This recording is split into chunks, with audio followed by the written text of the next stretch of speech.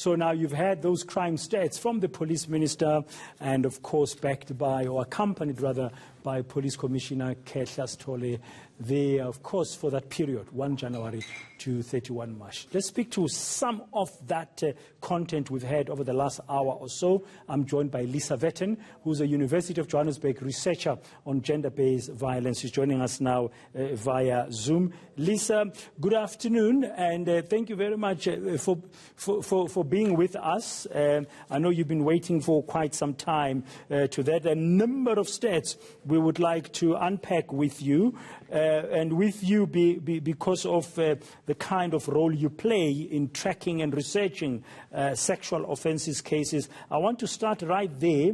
We heard the minister saying that there has been a decline overall in sexual offences, but we've seen an increase in rape that was reported in this period, a 4% increase. First reaction from you when you had those stats today? Well, on the one hand, increases in rape are not necessarily a bad thing because there could be an indication of greater reporting rather than necessarily an increase in the actual number of rapes that are happening. But it would be really important to have all these statistics now for the year to be able to match against previous years.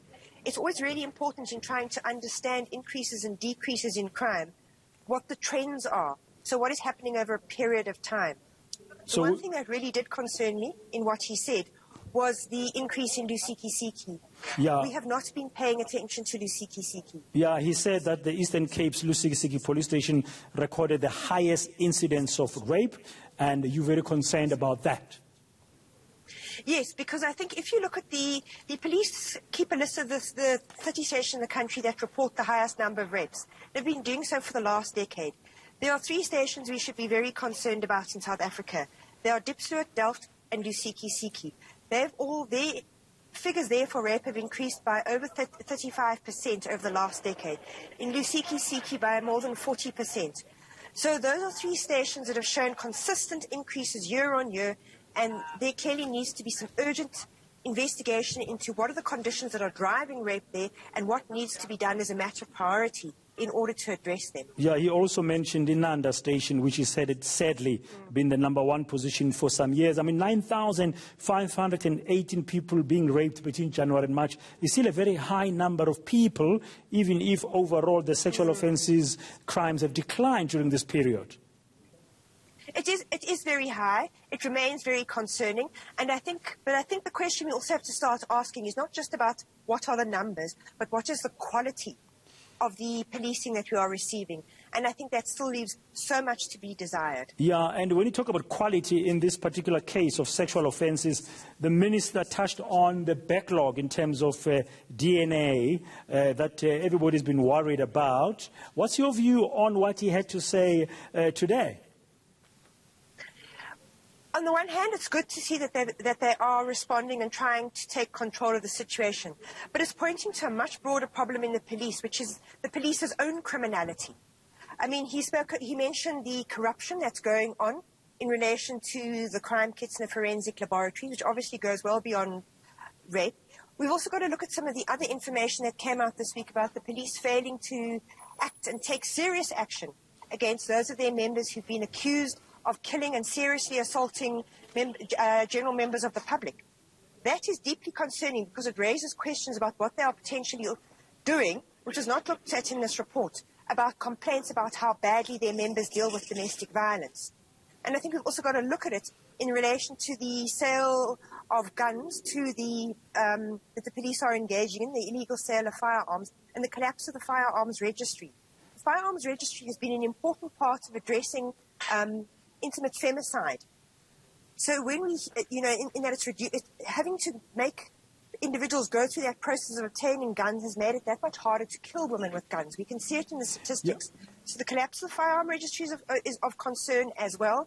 The collapse of good practice in relation to the forensics is of concern. And so is what appears to be the complete lack of interest in following up and going into cases of ill discipline and violence by the police. Yeah, so while we're looking at for now with you the GBV numbers and the sexual offences and rape, you're making the point that there are other aspects of policing that need to be addressed to improve qualitatively their work and how they are actually becoming more efficient. But I just want to point out a stat that he made and just get a view from you. He said that a sample, the minister said, a sample of about 6,893 rape incidents that were revealed, 4,130 of them took place at the home of the victim or the home of the alleged rapist. I mean, if it's right in there, in the home, in the intimacy where people should feel protected, it's very difficult for police to be present there. What is it saying about us as a community, Lisa? Well, absolutely. So that's why also I think we shouldn't be asking questions about, are the police increasing, what is policing doing to increase or decrease rape? Clearly there's a lot of rape they cannot prevent, and that's why we really do have to focus on questions of quality.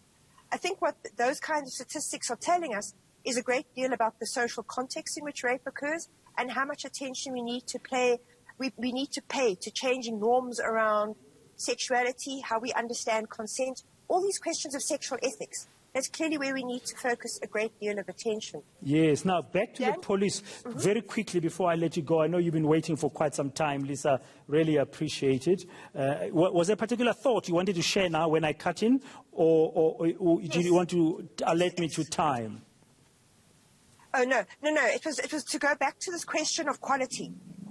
Because he spoke about cases that were more than a year old and where arrests had still not occurred. That's another indicator of quality. Yes, so I wanted to bring that number up because he said in terms of the backlog and the rape kits, the issue of access rape kits in the police station, that 42% of dockets for crimes committed against women and children that had been outstanding for over a year have now been finalized. And I'm thinking, wow, you still have more than half of those cases pending.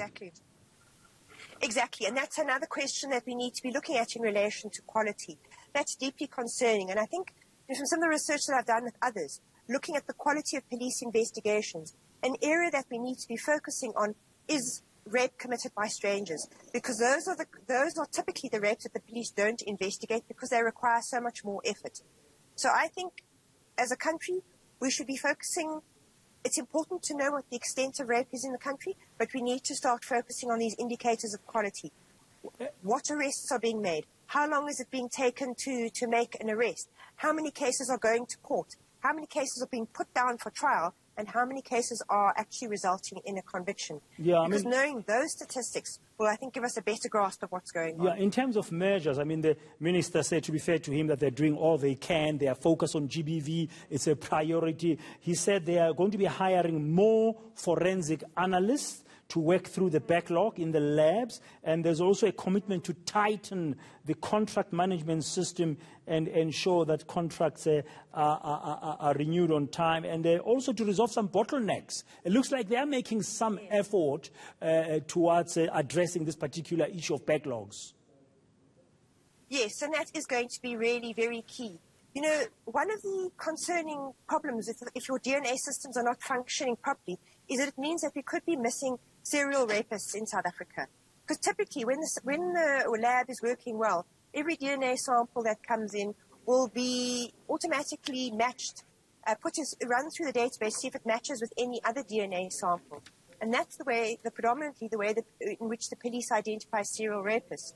So if there are backlogs and if those systems aren't working, it potentially means that we may be leaving serial rapists at work for longer than we would if we knew that they were in existence and that certain rapes were actually being connected to one person. Lisa Vetten, thank you as usual for your insights and your time just to unpack, give us some initial thoughts about the crime stats for the first quarter of this year, which will be the last quarter of the government's financial year ending 31st of March 2021. The quarter four, of course, runs from January to March. We'll